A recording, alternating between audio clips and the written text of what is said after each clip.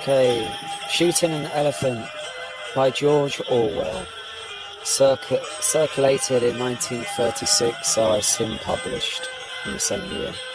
Okay, so let's get on with it.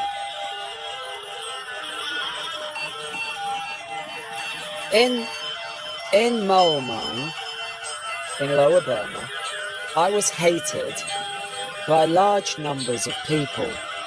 The only time in my life that I have been important enough for this to happen to me. I was subdivisional police officer of the town, and in an aimless, petty kind of way, anti-European feeling was very bitter. No one had the guts to raise a riot, but if a European woman went through the bazaars alone, somebody would probably spit petal juice over her dress. As a police officer, I was an obvious target, and was baited whenever it seemed safe to do so.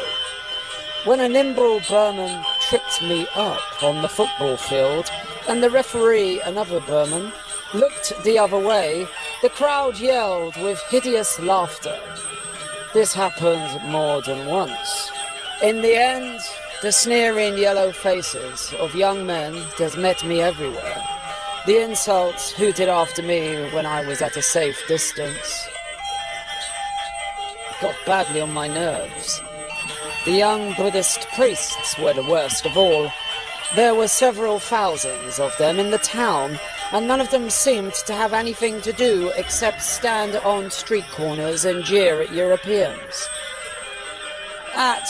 Well, all this was perplexing and upsetting, for at that time I had already made up my mind that imperialism was an evil thing, and the sooner I chucked up my job and got out of it, the better. Theoretically, and secretly, of course, I was all for the Burmese, and all against their oppressors, the British. As for the job I was doing, I hated it more bitterly than I can perhaps make clear. In a job like that, you see the dirty work of empire at close quarters, the wretched prisoners huddling in the stinking cages of the lockups, the grey, coward faces of the long-term convicts, the scarred buttocks of the men who had been bogged and, well, they'd been bogged with bamboos.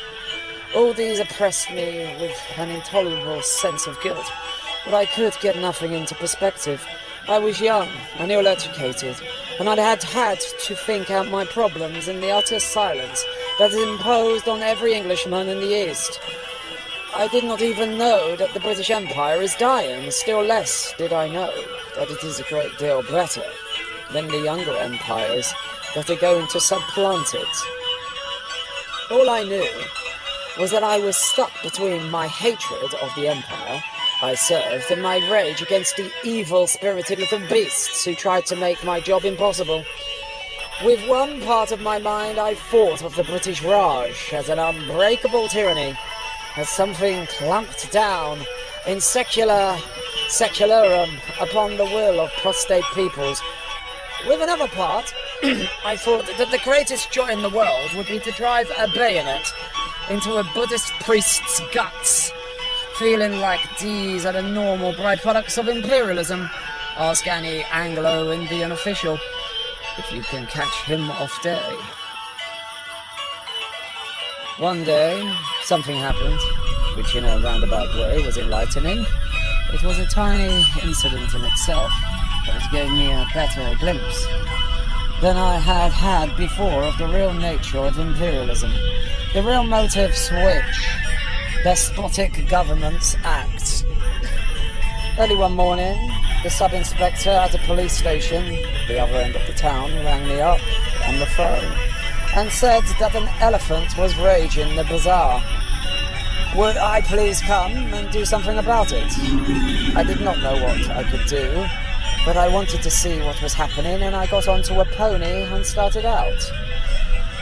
I took my rifle, an old .44 Winchester, and much too small to kill an elephant, but I thought the noise might be useful in terroring. Various Burmans stopped me on the way and told me about the elephant's doings. It was not, of course, a wild elephant, but a tame one which had gone must. It had been chained up, as tame elephants always are, when they're attacked or must is due. But on the previous night, it had broken its chains and escaped. Its mahat, the only person who could manage it, was in that state, had set out in pursuit. Had taken the wrong direction and was now 12 hours journey away. And in the morning,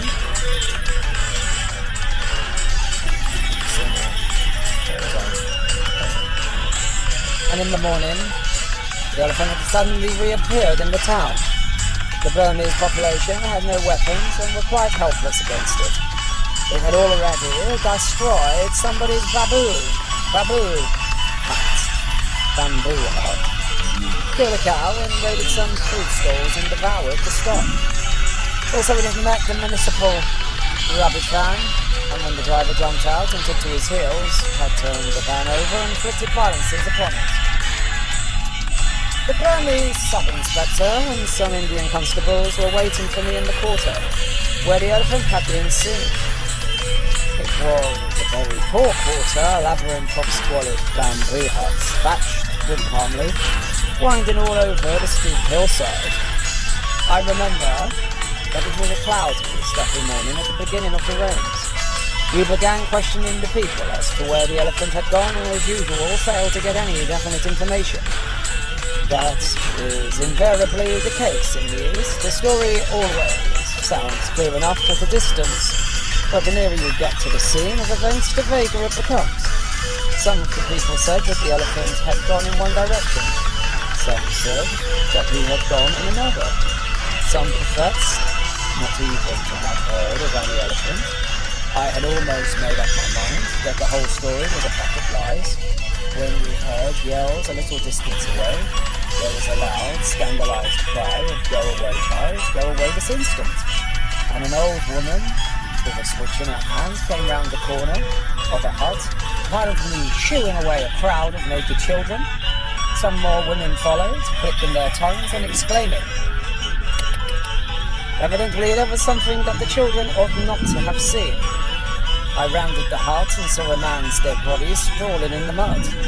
He was an Indian, a black Dravidian coolie, almost naked, and he could not have been dead many minutes. The police said that the elephant had come suddenly upon him round the corner of the hut, caught him with its trunk, put its foot on his back and ground him into the earth. This was the rainy season and the ground was soft. And his face had scored a trench, a foot deep and a couple of yards long. He was lying on his belly with arms crucified and head sharply twisted to one side. His face was coated with mud, the eyes wide open, the teeth bared and grinning with an expression of endurable or unendurable agony. Never tell me, by the way, that the dead look peaceful. Most of the corpses I have seen looked devilish. The friction of the great breast foot stripped the skin from his back, as neatly as one skins a rabbit. As soon as I saw the dead man, I sent an orderly to a friend's house nearby to borrow an elephant's rifle. I had already sent back the pony, not wanting it to go mad with fright and throw me if it smelt the elephant. The orderly came back in a few minutes with a rifle and 5 cartridges. And meanwhile, some Burmans had arrived and told us that the elephant was in the paddy fields by now, only a few hundred yards away. As I started forward, practically the whole population of the quarter flocked out of the houses and followed me. They had seen the rifle and were all shouting excitedly that I was going to shoot this elephant. They had not shown much interest in the elephant when he was merely ravaging their homes. But it was different now that he was going to be shot. It was a bit of fun today, as it would be to an English crowd. Besides, they wanted the meat. It made me vaguely uneasy. I had no intention of shooting the elephant. I had merely sent for the rifle to perhaps defend myself if necessary. And it is always unnerving to have a crowd following you, isn't it? I marched down the hill, looking and feeling a right fool with the rifle over my shoulder and an ever-growing army of people jostling at my heels. At the bottom, as I got away from the hut, there was a metal road, and beyond that a miry waste of paddy fields 1,000 yards across, not yet ploughed but soggy from the first rains and dotted with coarse grass. The elephant was standing a yard from the road, left side towards us. He took not the slightest notice of the crowd's approach. He was tearing up branches of grass, beating them against his knee to clear or clean them and stuffing them, of course, into his mouth. I had halted on the road. As soon as I saw the elephant, I knew with perfect certainty that I ought not to shoot him. It is a serious matter to shoot a working elephant. It is comparable to destroying a huge and costly piece of machinery. And obviously one ought not to do it if it can possibly be avoided. And at that distance, peacefully eating, the elephant looks no more dangerous than a cow. I thought then, I think now, that his attack of must was already passing off, in which case he was merely wandering harmlessly. He would merely wander harmlessly until the hut came back and caught him. Moreover, I did not in the least want to shoot him. I decided that I would watch him for a little while to make sure that he did not turn savage again, and then perhaps just go home. Just go home. But at that moment, I glanced round at the crowd that had followed me. It was an immense crowd, 2,000 at the least, and growing every minute. It blocked the road for a long distance on either side. I looked at the sea of yellow faces above the garish, or should we say garish, clothed faces, all happy and excited over this bit of fun, all certain that the elephant was going to be shot. They were watching me as they would watch a conjurer about to perform a trick. They did not like me at all, but with the magical rifle in my hands I was momentarily worth watching. And suddenly I realized that I should have to shoot the elephant after all. The people expected it of me, and I had got to do it. I could feel their 2,000 wills pressing me forward irresistibly, and it was at this moment, as I stood there with the rifle in my hands, that I first grasped the hollowness, the futility of the white man's dominion in the East. Futility. Here was I, the white man with his gun, standing in front of the unarmed native crowd, seemingly the leading actor of the piece. But in reality I was only an absurd puppet pushed to and fro by the will of those yellow faces behind. I perceived in this moment that when the white man turns tyrant, it is his own freedom that he destroys. He becomes a sort of hollow, posing dummy, the conventionalized figure of a sahib. For it is the condition of his rule that he shall spend his life in trying to impress the natives. And in every crisis, he has got to do what the natives expect of him. In this case, to kill an elephant. He wears a mask, and his face grows to fit it. I had got to shoot the elephant. I had committed myself to doing it when I sent for the rifle. A sahib has got to act like a sahib. He has got to appear resolute, to know his own mind and to define, or, yes, to do definite things. To come all that way, rifle in hand, with 2,000 people marching in at my heels, and then to trail feebly away, having done nothing. No, that was impossible. The crowd would laugh at me, and my whole life, every white man's life in the East, was one long struggle not to be laughed at. But I did not want to shoot the elephant. I watched him beating his bunch of grass against his knees with that preoccupied, grandmotherly air that elephants have. It seemed to me that he would be murder to shoot. It would be murder to shoot him. At that age, I was not squeamish about killing animals, but I had never shot an elephant and never wanted to. Somehow it always seems worse to kill a large animal. I don't know. Besides, there was the beast's owner to be considered too. Alive, the elephant was worth at least £100. Dead, he would only be worth the value of his tusks, £5 possibly. But I have got to act quickly. I turned to some experienced-looking Burmans who had been there when we arrived and asked them how the elephant had been behaving. They all said the same thing. They took no notice of you left them alone. Charge and get too close to him. It was perfectly clear to me what I ought to do. I ought to walk up to within, say, 25 yards of the elephant and test his behaviour. If he charged, I could shoot. If he took no notice of me, it would be safe to leave him until the mahout came back.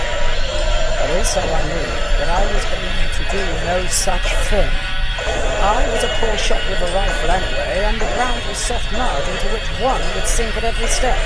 If the elephant charged and I missed, I should have about as much chance as a toad under a steamboat. But even then, I was not thinking particularly of my own skin, only of the watchful yellow faces behind. For at that moment, with the crowd watching me, I was not afraid in the ordinary sense, as I would have been if I had been alone. I mustn't be frightened in front of natives, and so in general, he isn't frightened.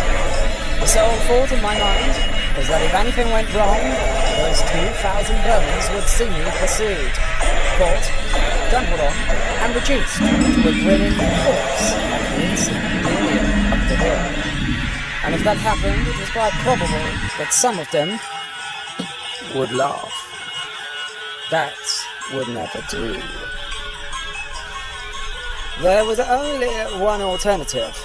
I shoved the cartridges into the magazine and lay down on the road to get a better aim. The crowd grew very still, and a deep, low, happy sigh, as of people who see the theatre curtain go up at last, breathed from innumerable throats.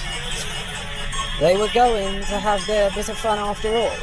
The rifle was a beautiful German thing with crosshair sights.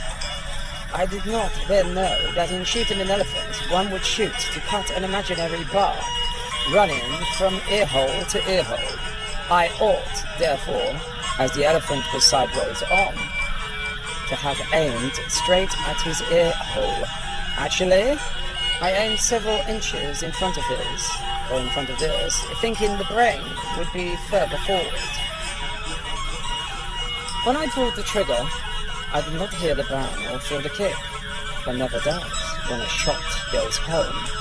But I heard the devilish roar of glee that went up from the crowd. In that instant, in too short a time, one would have thought, even for the bullet to get there, a mysterious, terrible change had come over the elephant.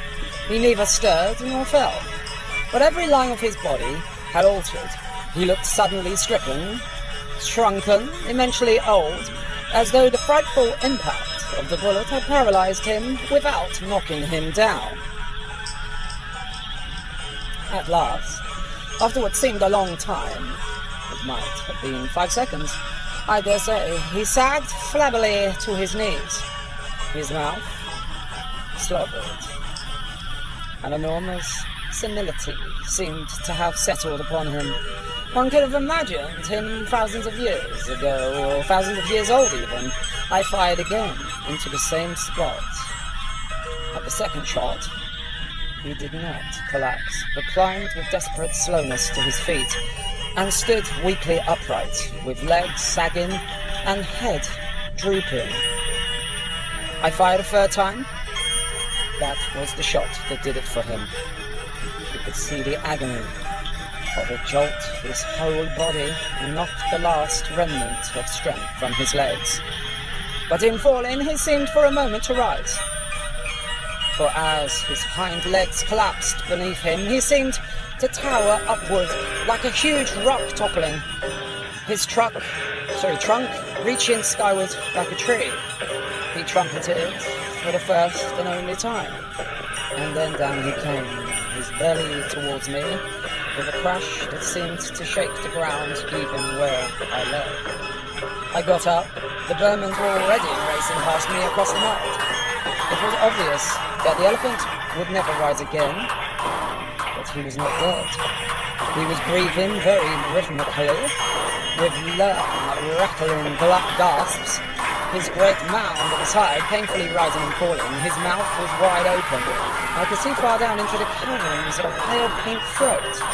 I waited a long time for him to die, but his breathing did not weaken. Finally, I fired my 2 remaining shots into the spot where I thought his heart must be. The thick blood welled out of him like red velvet. But still, he did not die. His body did not even jerk when the shots hit him. The tortured breathing continued without a pause. He was dying very slowly and in great agony. But in some world remote from me, where not even a bullet could damage him further, I felt that I had got to put an end to that dreadful noise. It seemed dreadful to see the great beast lying there, powerless to move, and yet powerless to die, and not even to be able to finish him. I sent back for my small rifle, and poured shot after shot into his heart and down his throat. They seemed to make no impression. The tortured gasps continued as steadily as the ticking of a clock. In the end, I could not stand it any longer and went away. I heard later that it took him half an hour to die. The Burmans bring in dars and baskets even before I left, and I was told they had stripped his body almost to the bones by the afternoon. Afterwards, of course, there were endless discussions about the shooting of the elephant. The owner was furious, but he was only an Indian and could do nothing really. Besides, legally, I had done the right thing. For a mad elephant has to be killed like a mad dog if its owner fails to control it. Among the Europeans, opinion was divided. The older men said I was right, of course. The younger men said it was a damn shame to shoot an elephant for killing a coolie, because an elephant was worth more than a damn Karingi coolie any day. And afterwards, I was very glad that the coolie had been killed.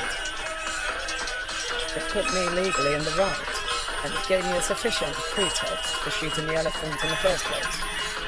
I often wondered whether any of the others grasped that I had done it solely to avoid, well, should I be honest, looking like a fool.